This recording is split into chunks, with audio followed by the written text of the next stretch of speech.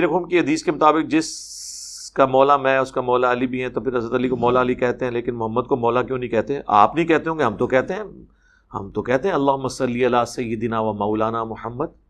بالکل کہا جاتا ہے. کس نے آپ کو کہا نہیں کہا جاتا؟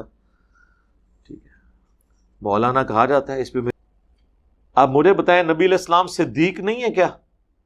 صادق اور امین ہے نا. تو ہم نبی علیہ السلام کے نام کے ساتھ کبھی بولتے ہیں صدیق؟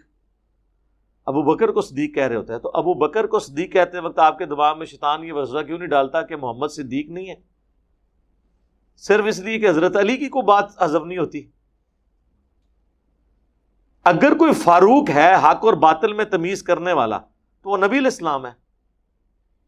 صحیح بخاری میں حدیث ہے محمد فرق بین الناس، محمد لوگوں میں حق اور باطل میں فرق ہے. تو رسول اللہ کو تو کبھی کسی نے محمد فاروق نہیں کہا. حضرت عمر کو ہی فاروق کہا جاتا ہے. تو سرکار مولا علی دا بھی مولا ہضم کر لو. ہوں تو انہوں نے بھی ہضم کر لیا جہے کہتے سن اللہ تو علاوہ کو مولا ہی نہیں ہے. ہوں وہ بھی مولا علی کہتے ہیں، مولا علی.